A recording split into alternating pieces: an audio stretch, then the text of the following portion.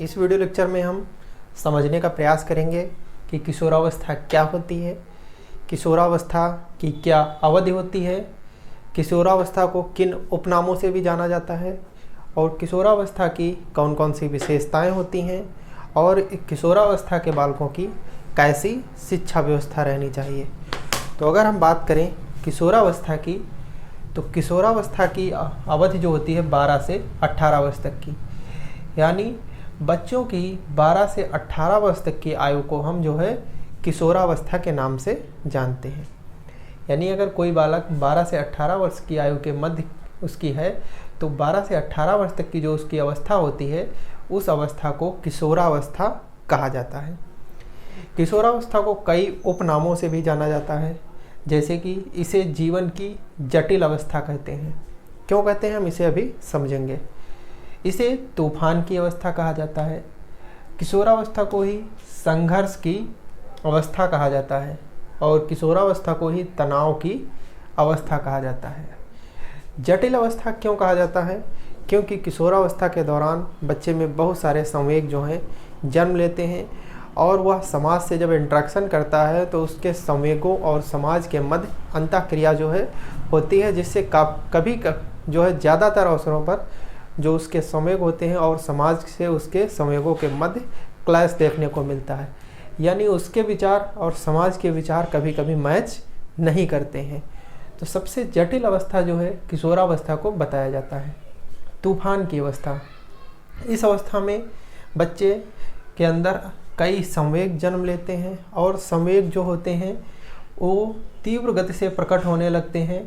तो इस अवस्था को तूफान की अवस्था भी कहा जाता है। संघर्ष की अवस्था, इस अवस्था के दौरान बच्चे को काफ़ी संघर्ष करना पड़ता है। उन सभी के बारे में हम अभी आगे डिटेल से चर्चा करेंगे। और इस अवस्था को तनाव की अवस्था कहा जाता है। स्टैनले हॉल महोदय हैं जिन्होंने किशोरावस्था के संबंध में एक परिभाषा दी है। स्टैनले हॉल कहते हैं कि किशोरावस्था जो है ये तूफान, संघर्ष और तनाव की अवस्था है। अर्थात किशोरावस्था जो है ये तूफान, संघर्ष और तनाव की अवस्था, ये परिभाषा हमारे स्टैनले हॉल महोदय ने कहा है। इन्होंने कहा है किशोरावस्था जो है वो तूफान की अवस्था है, संघर्ष की अवस्था है और तनाव की अवस्था है। अगर हम देखें, एक मकान है जिसकी नींव, दीवार और छत, इसमें सबसे आवश्यक चीज़ है नींव। अगर मकान की नींव कमज़ोर होगी तो वो मकान अधिक दिनों तक नहीं टिक पाएगा। अगर इसकी दीवार कमज़ोर होगी तो भी वो मकान अधिक दिनों तक नहीं चल सकता। अगर इसकी छत कमज़ोर होगी तो भी वो मकान अधिक दिनों तक नहीं चल सकता। तो ये हो गई इसकी दीवार, ये हो गई इसकी नींव, ये हो गई इसकी दीवार, ये इसकी दीवारें हो गई और ये हो गई छत। जो नींव होती है वो हमारी सहस्वावस्था कहलाती है।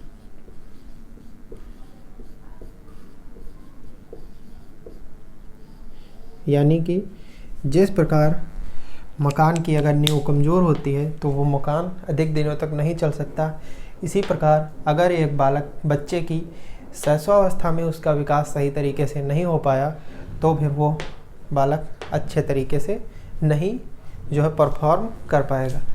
यानी सहस्वावस्था जो है ये बालक के विकास में नींव का काम करती है।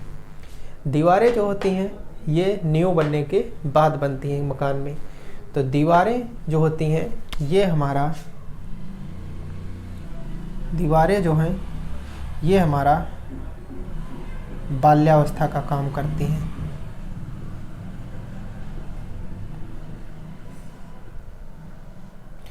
यानी कि अगर बच्चे की बाल्यावस्था अच्छी तरीके से उसका नहीं विकसित हो पाया बाल्यावस्था में बालक, तो यानी उसकी दीवारें कमज़ोर हैं, यानी वो मकान भी अच्छी तरीके से नहीं जो है आगे ज़्यादा समय तक नहीं चल पाएगा। उसी प्रकार अगर बच्चे का बाल्यावस्था में अच्छे से विकास नहीं हो पाया है तो वो बालक भी अपने जीवन में अच्छी तरीके से कुछ नहीं कर पाएगा। छत जो होती है ये हमारी किशोरावस्था का काम करती है।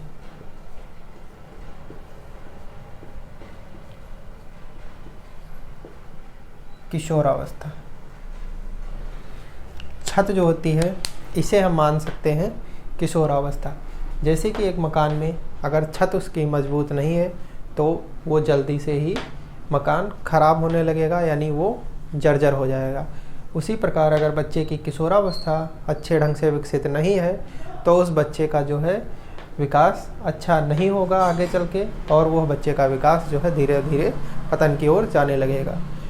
यानी अगर जो नींव, जैसे मकान में नींव, दीवारें और छत, इनका वो जितना महत्व है, बच्चे के विकास में शैशवावस्था, बाल्यावस्था और किशोरावस्था, इनका भी उतना ही महत्व है। बच्चे में शैशवावस्था नींव का काम करती है, बाल्यावस्था जो है ये दीवारों का काम करती है, और किशोरावस्था जो है ये बच्चे के अंदर छत का काम करती है। इन तीनों ही अवस्थाओं का अच्छे ढंग से विकास होना चाहिए, तभी वो बालक जो है उज्जवल भविष्य की ओर बढ़ पाएगा। तो इसे हम इस उदाहरण के माध्यम से अच्छे तरीके से समझ सकते हैं कि जो नींव है वो हमारी शैशवावस्था है, जो दीवारें हैं वो बाल्यावस्था है, और जो छत है वो हमारी किशोरावस्था है। यानी इन सभी का विकास वैसे ही होना चाहिए जैसे कि एक मकान का निर्माण होता है। तो आप चाहें तो इसका स्क्रीनशॉट ले सकते हैं। हम समझने का प्रयास करेंगे कि किशोरावस्था की कौन कौन सी विशेषताएं होती हैं। मुख्यतः किशोरावस्था की अगर हम इन 12 विशेषताओं पर बात कर लें तो ज़्यादातर सभी विशेषताएं इन 12 विशेषताओं में ही आ जाएंगी। किशोरावस्था का टाइम पीरियड जो है, इसकी अवधि होती है 12 से 18 वर्ष तक की। अगर कोई बालक 12 से 18 वर्ष तक का है तो किशोरावस्था के दौरान जो है बच्चे का सबसे अधिकतम विकास जो होता है तो हमारा होता है किशोरावस्था में। क्वेश्चन पूछा गया है कि बच्चे का अधिकतम विकास किस अवस्था में होता है, तो वो होता है हमारा किशोरावस्था में। अगर यहाँ पर पूछा जाता है तीव्र, अगर बालक का सबसे तीव्र विकास किस अवस्था में होता है तो वो हमारा शैशवावस्था में, लेकिन अधिकतम विकास की अगर बात करता है तो वो हमारा किशोरावस्था में। दूसरा है परिपक्वता। पूछा जाता है कि कौन सी अवस्था परिपक्वता की अवस्था है, तो वो कौन सी है, हमारी किशोरावस्था। किशोरावस्था को ही हम परिपक्वता की अवस्था कहते हैं। तीसरा है परिपक्वता। इसको क्यों इसलिए कहते हैं क्योंकि किशोरावस्था में बच्चे में सभी प्रकार के संवेगों का जन्म होता है बहुत सारे, और बच्चा बाहर की दुनिया को समझने लगता है, और उसमें जो है व्यवसाय की चिंता और स्वतंत्रता की भावना इत्यादि अनेक प्रकार की जो है उसमें क्वालिटीज़ आने लगती हैं। तो इसीलिए इस अवस्था को परिपक्वता की अवस्था कहा जाता है। इसी अवस्था में बच्चे के संवेगों का शोधन होता है, बच्चा धीरे धीरे जो है परिपक्व होने लगता है। तीसरी विशेषता है दिवा स्वप्न। किशोरावस्था जो है इसमें जो है बच्चे जो है दिवा स्वप्न देखते हैं। अगर कोई बालक देखेंगे, अगर वह किशोरावस्था में है तो अब बहुत सारे ड्रीम्स उसके अंदर होते हैं कि मैं बड़ा होकर फिल्म स्टार बनूंगा, या मैं बड़ा होकर खिलाड़ी बनूंगा, या बड़ा होकर क्रिकेटर बनूंगा। तो अनेक प्रकार के वो दिवा स्वप्न देखता रहता है कि मुझे पुलिस बनना है, मुझे डॉक्टर बनना है। तो इस प्रकार के दिवा स्वप्न जो है बालक देखता रहता है। तो वो अवस्था हमारी होती है किशोरावस्था, और वो टाइम पीरियड होता है बालक का 12 से 18 वर्ष तक की अवस्था में बच्चे जो है दिवा स्वप्न देखने की उनमें जो है प्रबल क्षमता होती है, या हम कहें वो सर्वाधिक दिवा स्वप्न किशोरावस्था में देखते हैं। चौथी इसकी विशेषता है विद्रोह की भावना। किशोरावस्था की सबसे मुख्य क्वालिटीज है विद्रोह की भावना। इस अवस्था में जो है बच्चा स्वतंत्र अवस्था में हो जाता है, यानी उसमें स्वतंत्रता की भावना आने लगती है। तो बच्चे का जो है बच्चे के विचार जो है ना ही आस पड़ोस वालों से मिलते हैं और ना ही उनके जो है घर वालों से मिलते हैं। तो इस अवस्था में बच्चे के अंदर हमें विद्रोह की भावना देखने को मिलती है। बच्चे बात बात पर अपने से बड़ों से या अपने छोटों से भी विद्रोह करने लगते हैं। उन्हें जो चीज़ चाहिए होती है उसकी हट करने लगते हैं, या हम कहें बात बात पर वो लोगों का मतलब उनके प्रति विरोध दर्ज करते हैं, या उनसे विद्रोह करने की प्रबल इच्छा हमें किशोरावस्था में देखने को मिलती है। तो अगर क्वेश्चन यहाँ से पूछा गया है कि विद्रोह की भावना का विकास किस अवस्था में होता है, तो हमारा किशोरावस्था में होता है। 5वीं इसकी विशेषता है स्वतंत्रता की भावना। किशोरावस्था में बालक जो है वो बाहरी समाज से अच्छी तरीके से इंटरेक्ट करने लगता है, वह अपने को ही सब कुछ समझने लगता है, जिससे उसके अंदर स्वतंत्रता की भावना देखी जाती है। बालक स्वयं को स्वतंत्र मानने लगता है, उसे लगता है कि मेरे आसपास कोई बंधन नहीं है, मैं पूरी तरह स्वतंत्र हूँ, चाहे जहाँ विचरण कर सकता हूँ या जो चाहे वो कर सकता हूँ, जो चाहे वो बोल सकता हूँ। तो बच्चा पूरी तरह स्वतंत्रता की भावना उसके अंदर जन्म लेने लगती है। तो ये इस प्रकार की क्वालिटीज़ हमें किशोरावस्था में देखने को मिलती है। तो किशोरावस्था की एक विशेषता है स्वतंत्रता की भावना। छठी इसकी विशेषता है अपराधी प्रवृत्ति। किशोरावस्था में बालक जो है हमें उसके अंदर अपराधी की प्रवृत्ति देखने को मिलती है। अगर बालक को सही मार्गदर्शन नहीं दिया जाता है तो वह बालक अपराधी प्रवृत्ति का बन जाता है। तो किशोरावस्था में ही जो है हमें मार्गदर्शन की आवश्यकता होती है। बच्चे को सर्वाधिक मार्गदर्शन अगर चाहिए होता है तो वो किशोरावस्था के दौरान चाहिए होता है। अगर बच्चे का सही तरीके से मार्गदर्शन नहीं हो पा रहा है तो उसके अंदर अपराधी प्रवृत्ति की क्वालिटीज़ हमें देखने को मिलती हैं, क्योंकि बच्चा जो है वो जन्म जो है किशोरावस्था में ही वो उसके अंदर अपराधी प्रवृत्ति के गुण विकसित होने लगते हैं। अगर इन गुणों को रोका नहीं जाता है या इनको कम नहीं किया जाता है या इनको हतोत्साहित नहीं करते हैं इनका, तो बच्चे में हमें अपराधी प्रवृत्ति के गुण देखने को मिलते हैं। वो बालक जो है अपराध की दुनिया में चला जाता है। तो हमें अपराधी प्रवृत्ति का जन्म जो है किशोरावस्था के दौरान ही देखने को मिलता है।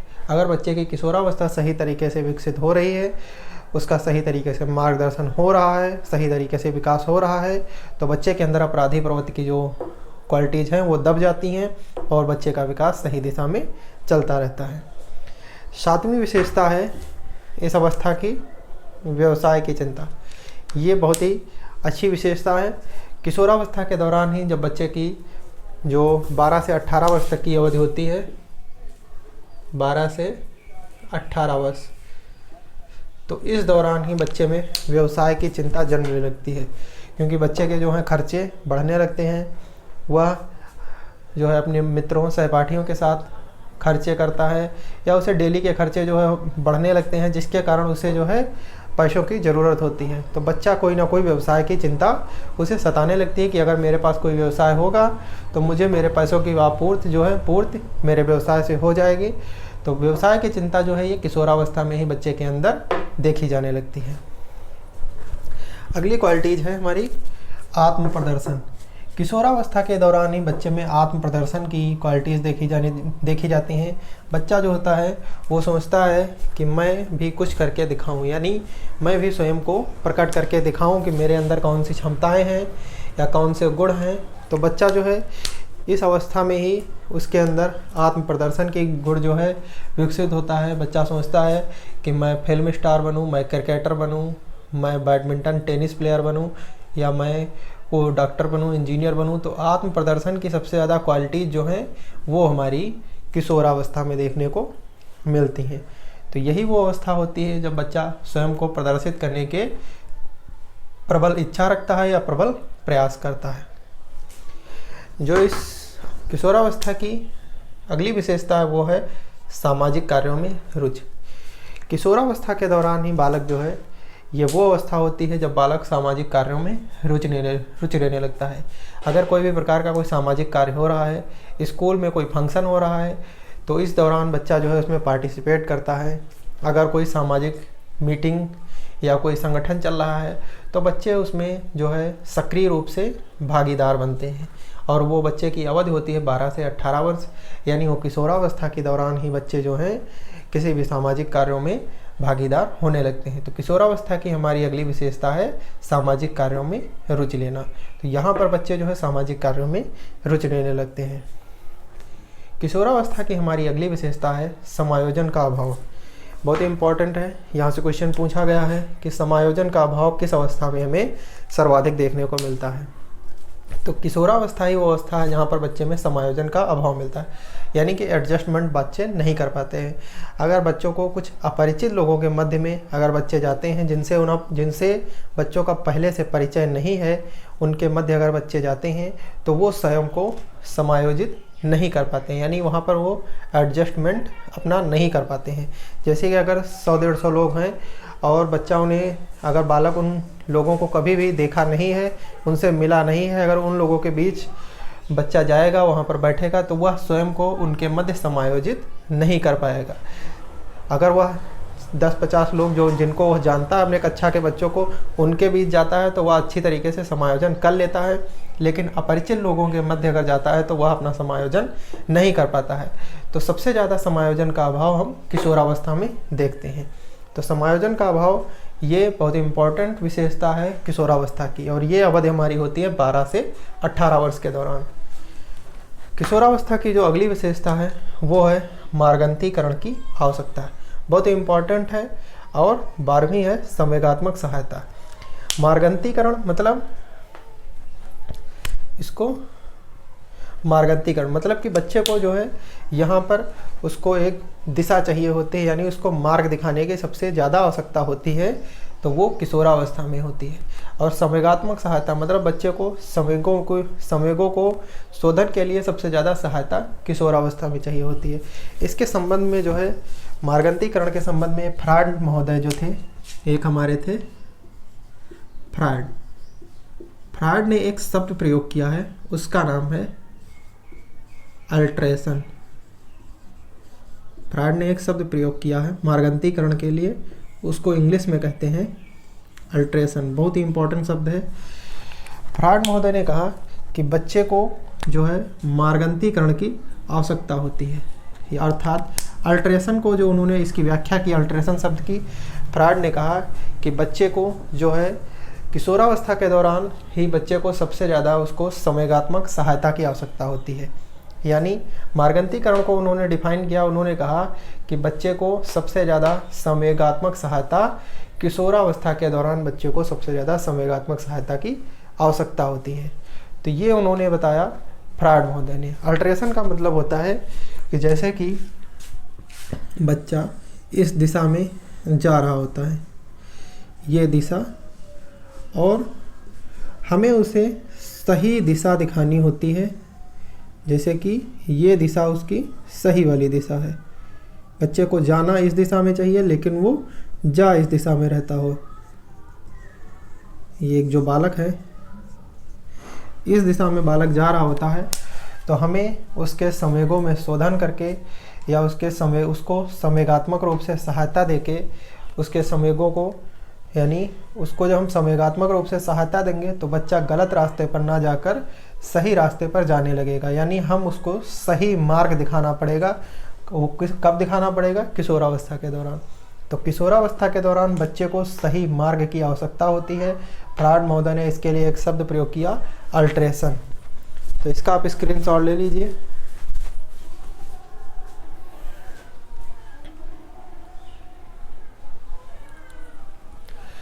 और यहाँ पर बच्चे को जो है सबसे ज़्यादा जो है मार्गंतीकरण की आवश्यकता किशोरावस्था में होती है।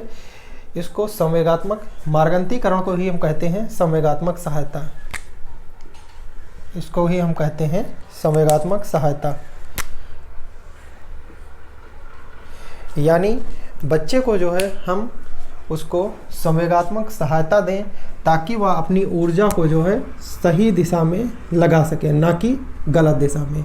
यानी एक बालक है, वो अपनी ऊर्जा जो है गलत दिशा में लगाता हुआ जा रहा था और हम उसको मार्गंतीकरण करेंगे। मार्गंतीकरण का मतलब है बच्चे को संवेगात्मक रूप से सहायता देना ताकि वह अपनी ऊर्जा को गलत दिशा में ना वेस्ट करके सही दिशा में लगाए, यानी कि अपनी ऊर्जा को सही प्रकार से वह प्रयोग कर सके। तो हमें बच्चे को संवेगात्मक सहायता देनी होगी और इसी को उन्होंने अल्ट्रेशन, फ्रायड ने कहा ये अल्ट्रेशन कहलाता है। अल्ट्रेशन का मतलब होता है मार्गंतीकरण, और मार्गंतीकरण को ही फ्रायड महोदय कहते हैं। फ्रायड ने कहा है कि सब बच्चे को संवेगात्मक सहायता देनी होगी ताकि बच्चा जो है अपनी ऊर्जा को गलत दिशा में ना लगाकर सही दिशा में लगाए, यानी कि वह अपनी ऊर्जा को सही दिशा में लगाए, ना कि गलत दिशा में। तो इसी को फ्रायड महोदय ने कहा है अल्ट्रेशन, यानी मार्गंतीकरण की प्रक्रिया। बहुत ही इम्पोर्टेंट है, ये हमारी किशोरावस्था की विशेषता है। तो अब आप इसका स्क्रीनशॉट ले सकते हैं।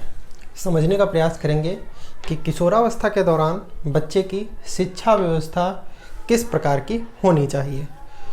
तो किशोरावस्था के दौरान बच्चे की शिक्षा व्यवस्था हम कुछ इन बिंदुओं के माध्यम से समझेंगे कि बच्चे की शिक्षा व्यवस्था किस प्रकार की होनी चाहिए। तो सबसे पहला पॉइंट है मार्गंतीकरण, यानी बच्चे को शिक्षा देते समय हमें ये ध्यान रखना चाहिए कि बच्चे को सही मार्ग दिखाना चाहिए। यानी कि सही मार्ग हम उसको दिखा सकते हैं उसको संवेगात्मक सहायता देकर। यानी बच्चे को हमें संवेगात्मक सहायता देनी है, संवेगात्मक सहायता देनी है बच्चे को, ताकि वह सही मार्ग पर चल सके। क्योंकि देखा जाता है कि किशोरावस्था में बहुत से बालक जो हैं वो अपने मार्ग से भटक जाते हैं, मतलब कि वो गलत रास्ते पर चलना शुरू कर देते हैं। तो हमें इसको सही मार्ग दिखाना है, यानी मार्गंतीकरण करना है। बच्चे की शिक्षा व्यवस्था कैसी होनी चाहिए, उसमें मार्गंतीकरण होना चाहिए। और मार्ग दिखाने का काम कौन करेगा? शिक्षक, उसके प्राध्यापक, शिक्षिकाएं और उसके माता पिता या उसके जो भी लालन पालन उसका कर रहे होते हैं। तो वो उनको बच्चे को मार्ग दिखाएं, यानी उसका मार्गंतीकरण करें, उसको संवेगात्मक सहायता प्रदान करें।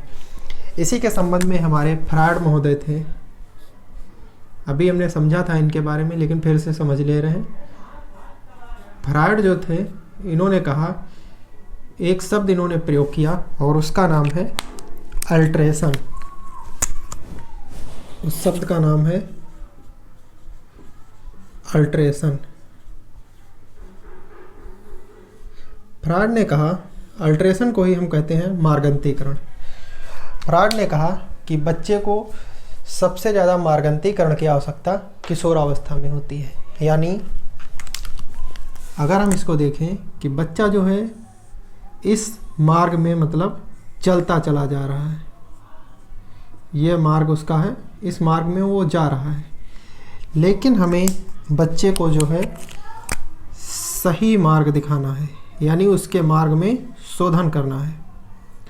ये मार्ग सही है लेकिन बच्चा इस मार्ग में चला जा रहा है, तो हमें उसको जो है संवेगात्मक रूप से सहायता देनी है ताकि बच्चा सही मार्ग की ओर चले। यानी हमें उसको सही दिशा दिखानी है, वो ये पॉइंट होगा, इस पॉइंट पर ही हमें बच्चे को सही दिशा दिखानी होगी, यानी उसको संवेगात्मक रूप से सहायता देनी होगी या उसका मार्गदर्शन करना होगा ताकि बच्चा सही मार्ग की ओर चले, ना कि गलत मार्ग की ओर। तो इसी को फ्रायड महोदय ने कहा है, ये अल्ट्रेशन कहलाता है। अल्ट्रेशन मतलब मार्गंतीकरण। मार्गंतीकरण मतलब संवेगात्मक सहायता देना बच्चे को, और संवेगात्मक सहायता उसके जो है बच्चे को उसके टीचर्स, उसके माता पिता या उसके रिलेटिव ही दे सकते हैं। यानी बच्चे को संवेगात्मक सहायता देना ताकि वह अपनी ऊर्जा को गलत दिशा में ना प्रयोग करके सही दिशा में लगाए। अर्थात बच्चे को संवेगात्मक सहायता देना ताकि वह अपनी ऊर्जा गलत मार्ग में ना प्रयोग करके सही मार्ग में लगाए, यानी सही दिशा में वह चले। तो इसी को फ्रायड महोदय ने कहा है अल्ट्रेशन, या इसको हम कहें मार्गंतीकरण की सबसे अधिक आवश्यकता किशोरावस्था में, अल्ट्रेशन की आवश्यकता किशोरावस्था में, संवेगात्मक सहायता की आवश्यकता किशोरावस्था में। तो शिक्षा व्यवस्था में क्या होना चाहिए? मार्गंतीकरण। दूसरी विशेषता है व्यावसायिक शिक्षा, यानी किशोरावस्था के दौरान बच्चों को जो शिक्षा दी जाए वहाँ पर व्यावसायिक शिक्षा उसमें शामिल होनी चाहिए। यानी बच्चा जब पढ़ कर निकले तो वो स्वयं का कोई व्यवसाय कर सके, या फिर हम कहें कि वह किसी प्रकार के व्यवसाय में वह सम्मिलित होकर उसमें सहायता कर सके ताकि उसको जो है जीवन यापन यानी उसको आजीविका मिल सके। यानी बच्चे को व्यावसायिक शिक्षा दी जानी चाहिए ताकि वह अपने आने वाले भविष्य में कुछ ना कुछ अपने व्यवसाय स्थापित कर कुछ ना कुछ अर्जन कर सके। इसलिए सबसे आवश्यक है कि किशोरावस्था के दौरान बच्चे को व्यावसायिक शिक्षा दी जानी चाहिए।